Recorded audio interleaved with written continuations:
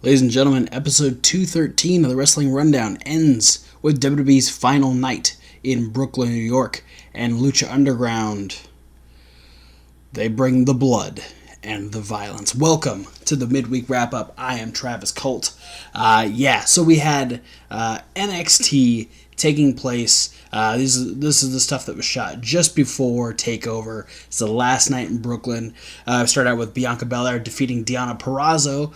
Deonna having her very first official TV match as a signed competitor with WWE. I was kind of hoping to see her win, but of course, got to keep with Bianca Belair being undefeated. So she's still undefeated. We had Velveteen Dream. Kathy Kelly was asking how it felt to beat EC3 at TakeOver, and he asked Kathy what she was doing on Wednesday, and she's like, well, nothing. And it's like, well, then you can tune in for NXT, and you can find out at the same time everybody else does. So we will find out next Wednesday what exactly the Velveteen Dream is feeling after defeating EC3. EC3 feels... he's fine, it happened, but that doesn't mean that it's over. Essentially, the way EC3 thinks, the way that the top 1% thinks, that mentality is, it is not over until he wins. That's why he says it's victory after victory after victory. So, he still plans on finishing business with Velveteen Dream. He mentions things like losing to Gargano and losing to Ricochet and Aleister Black when they were at the UK tournament. And this actually brought up a conversation about Aleister Black, and with all the confusion surrounding Aleister Black, EC3 actually pointed a finger at Lars Sullivan being the person that attacked Aleister Black in behind Full Sail. He's saying that essentially he says if I were Lars Sullivan, I would have taken out a potential contender for champion. So that's where his mindset is. Ricochet was talking about how he feels after defeating Adam Cole. Said a few things that neither Kyle or Roddy felt was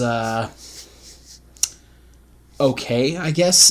They started getting in his face. Pete Dunne ended up coming around the corner and asked if they had a problem. They're like, oh, no, we're cool.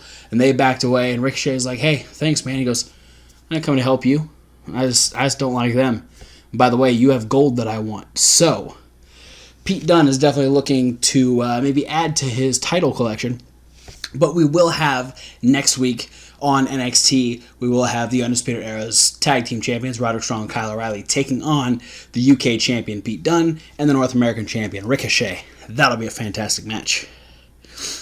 Going back to the Aleister Black situation, the recent security cam footage that they were able to enhance the footage, and they've now noticed that Nikki Cross was on top of Full Sail during the attack. Not necessarily saying that she was the one that did it, but the fact that she was there puts her amongst all the other names that have been named and seen throughout the different angles of footage that we have of the attack.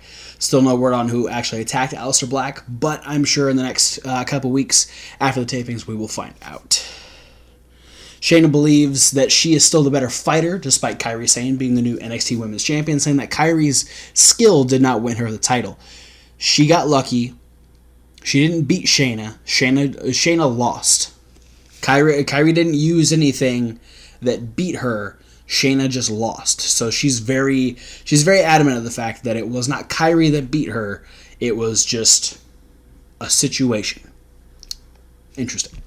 And then in the main event, Pete Dunne retained his United Kingdom Championship against previously his opponent at the culmination of the UK tournament this year, Zack Gibson. So that's 2 wins Pete Dunne now has over Zack Gibson.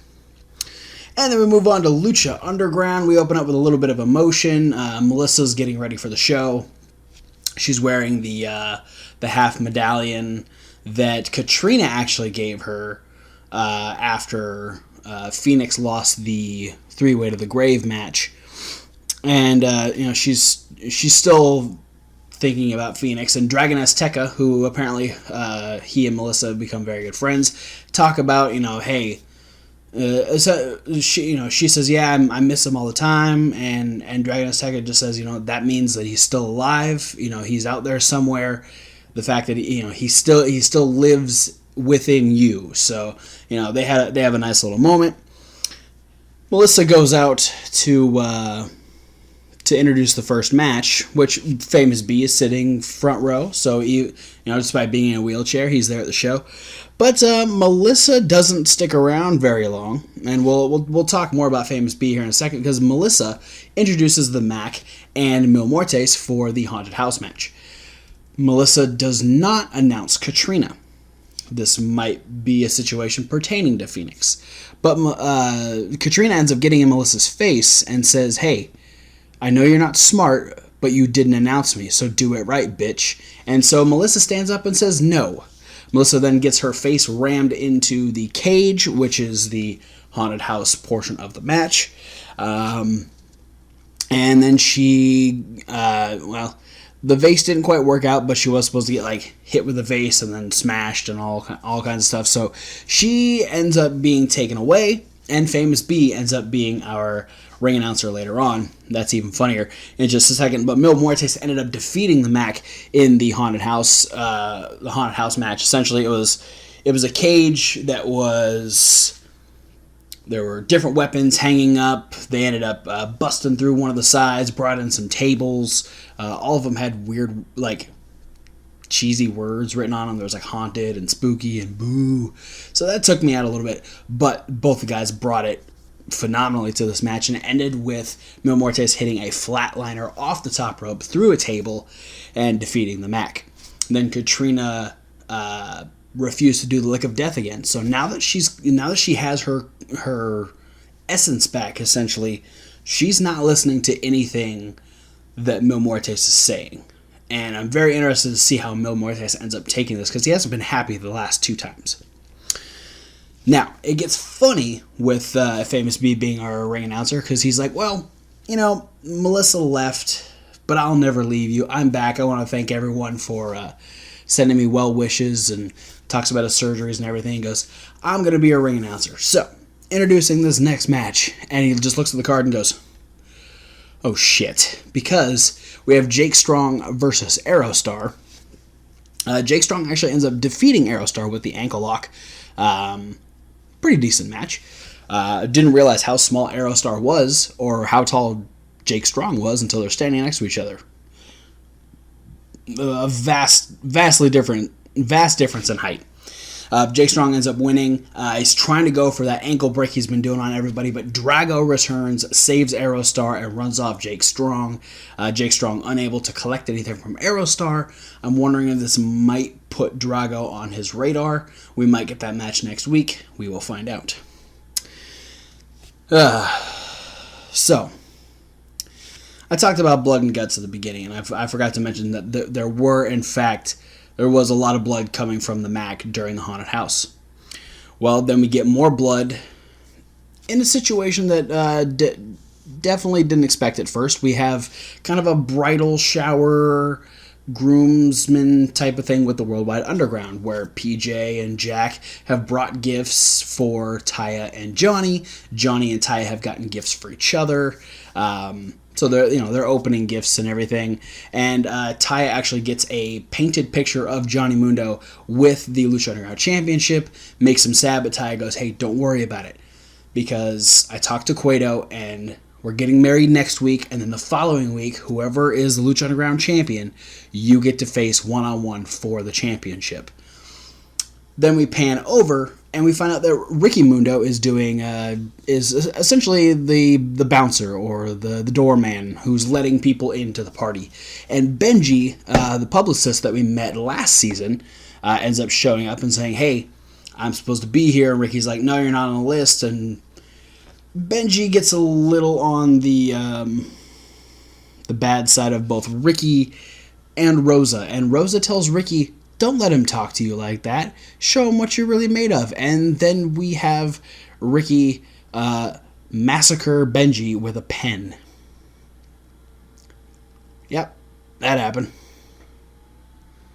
So Benji's gone, and Ricky's covered in blood, and the rest of the Worldwide Underground are still just trading gifts. Jack got him more matching headbands. So, bye Benji. We're just having people die like every week on this show. It's crazy. And then in the main event, the last man or machine standing, Pentagon Dark, after becoming a bloody mess at the hands of the Machine Cage, used chairs to break the arm. He broke both arms. He pile drove him through chairs. He did a Lucha Destroyer or Mexican Destroyer off the top rope through a table, and then stomped his head through a cinder block. And Pentagon Dark remains the Lucha Underground champion. It was intense. We got a wedding next week. NXT is returning to Full Sail, so let's talk about my like, love, and dislike. I'm going to give my like to an interesting they hit on it a little bit, and I think this was my favorite thing as far as NXT was concerned. The fact that it's a post-takeover NXT, it's not always that great, but I love the continuation of the who attacked Aleister Black situation. Even the fact that they're like, okay, we enhanced the footage and we saw Nikki Cross there. EC3's pointing at Lars Sullivan. There's all the people that we saw prior. We've seen Gargano. We've seen Ciampa, the Undisputed Era, Cassius Ohno. We've seen Kona Reeves. We've seen Velveteen Dream. We've seen Kairi Sane. There's like all these people. And I'm very intrigued where they're going to end up going with this. There's a lot of fan theories out there. And there's a lot of people guesstimating, are we going to get a heel DIY? Did they both attack Aleister Black? Did Johnny go to do it and Tommaso did it first, or vice versa? There's a lot of things going on. So just the little subtleties of like adding names to the list of potential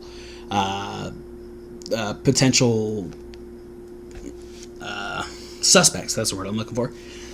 I like the subtle things they're doing with that, and it's fun. And I'm looking forward to whether or not they figure that out and address that situation with the tapings that are happening or that just happened this week.